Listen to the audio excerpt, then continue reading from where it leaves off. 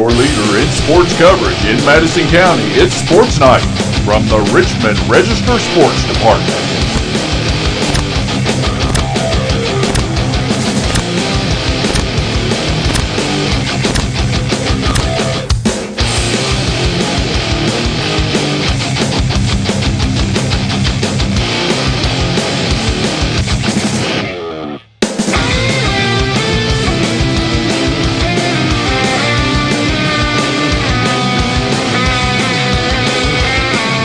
Find out the latest Madison County sports information from Richmond Register sports editor Nathan Hutchison, coming up next. Madison County Sports Night is brought to you by Central Kentucky Pressure Washing, Total Comfort Heating and Air Conditioning. Let Total Comfort keep you cool or warm this winter. Call for service or for a free replacement quote. Wynn's Auto Detailing Service. Adams Buick GMC. Sid says sell 'em. Snappy Tomato Pizza. Pizza. Metronet Fiber. Mindy Goble for City Commissioner. Madison County Emergency Management. Also brought to you by the City of Richmond Fire Department. Remember, October is Fire Safety Month. And KYmedia.net. Does your business or organization want to sponsor Madison County Sports Night on the Richmond Register Sports channels?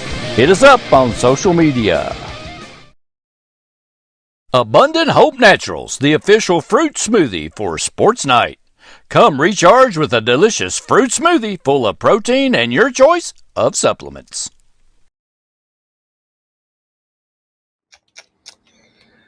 Well, welcome into Madison County Sports Night Live for Friday, October the 28th, another Football Friday here in the Bluegrass, coming to you live from the Richmond Register Studios on Big Hill Avenue.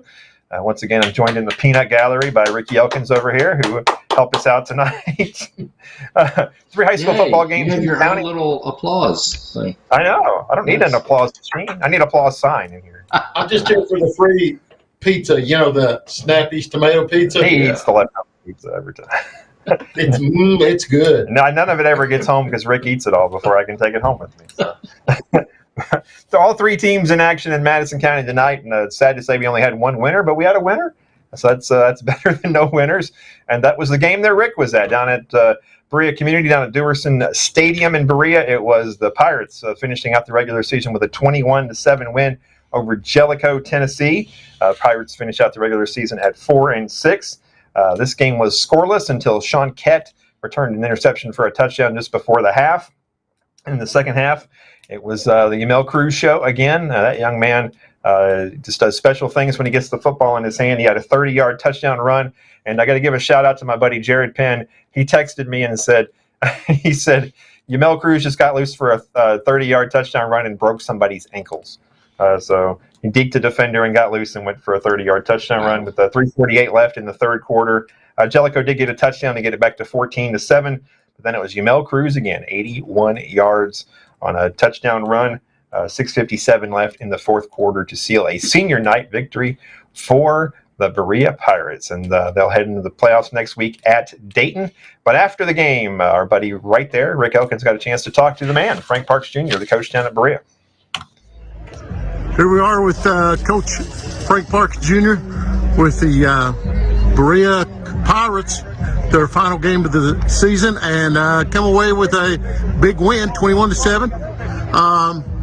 Coach, your thoughts on the game tonight?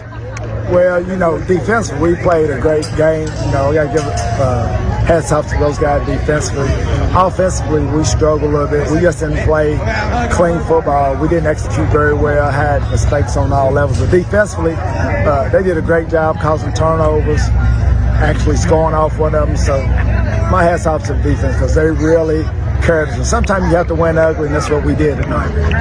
You kind of highlighted both your good passing and running game. Of course, Cruz came up with a couple of good plays and a couple of TDs, and then you had several good pass plays that netted you a whole lot of yardage.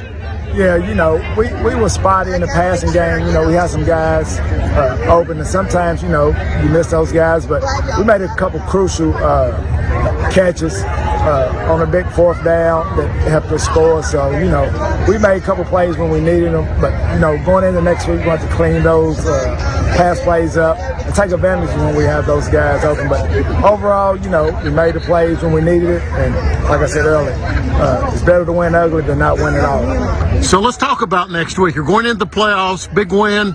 It's got to be a positive. Who are you playing? We go play Dayton out of North Kentucky.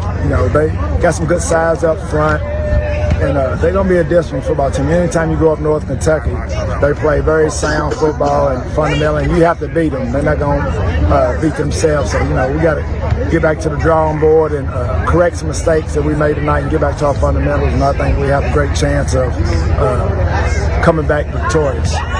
Well, we want to say congratulations tonight and good luck next week, Coach. Thank you. Appreciate it. All right, we appreciate Coach always taking some time to talk to us. Like we said, 4-7 on the season. Berea now heading up to Dayton, as he said in the video there. The team they played back in 2019 up there, I do believe it was 2019. If I got my dates Dayton, Ohio? No, Dayton, Kentucky, right there on the Ohio River, though. So, so that'll be a good matchup for them.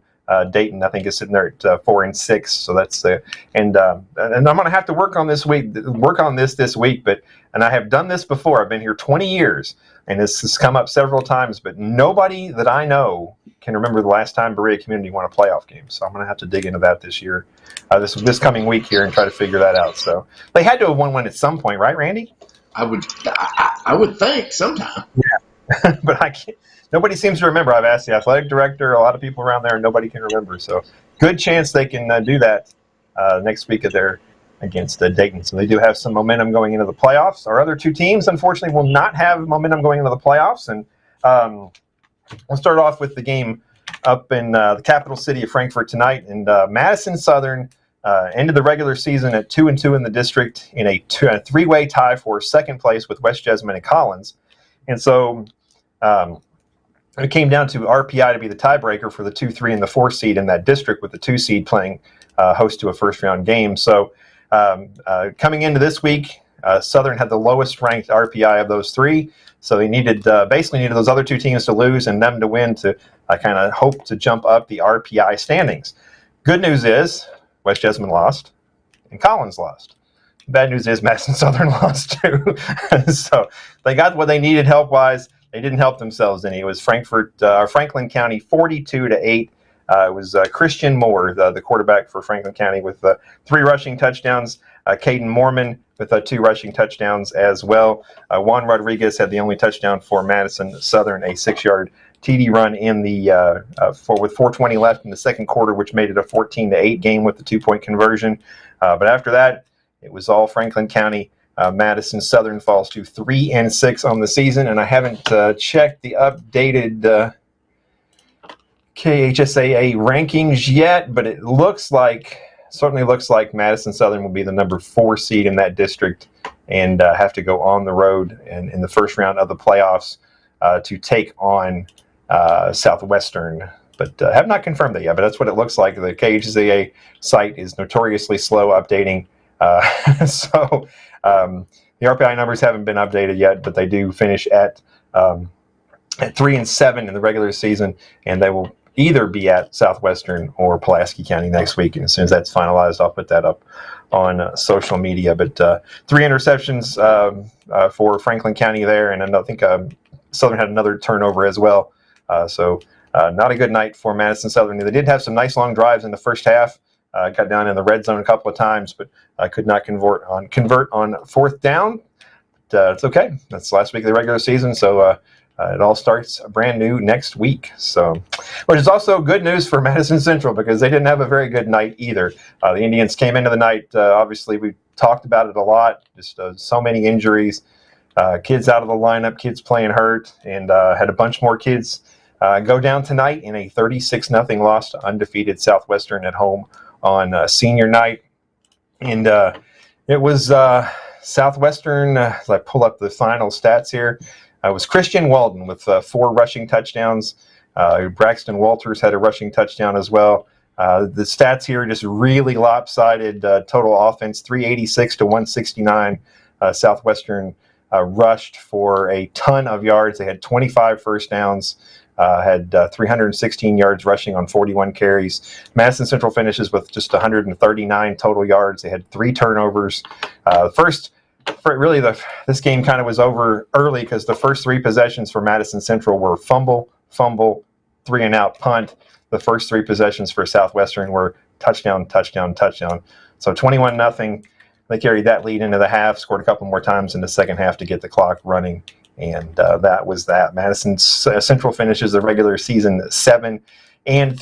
They'll open up the playoffs, 6A playoffs at home next week against Henry Clay. But unfortunately had some other kids go down in this game as well. Brock Eads, Brian Mathis, some other guys. So it's when bad luck starts coming, it just keeps on coming, and it's been a lot of bad luck for Madison Central. But like I said just a minute ago, next week's the playoffs. It's a whole new season, and slate. Hopefully they can get healthy and get going. So that's the wrap up on the night in Madison County football. And tomorrow, me and the Rickster over here are going to jump in his Prius and head to Paris. Paris, Kentucky. Paris. Well, we can't drive. Your Prius won't drive across the ocean, but Paris, Kentucky, to Bourbon County Park for the Class 3A State Cross Country Championship to see if Miss Kiara O'Shea can win her 5th consecutive Class 3A state championship. I've spent a lot of time this week looking into this, and there are at least 3 other women who have won 4 consecutive KHSAA state cross-country titles. No one has won 5 in a row. Back in the early 2000s, Collins won 5 in a row, but 4 were by one young lady and 1 was by another. But no one person has ever won 5 consecutive state titles. On the girls' side, I haven't looked at the boys' side of it, but at least on the girls' side, no one's ever done that. So, and what else can she do? I mean, she's done everything else. So she should be the heavy. Amazing, and she should be the heavy favorite to win this thing again. And me and Rick have been.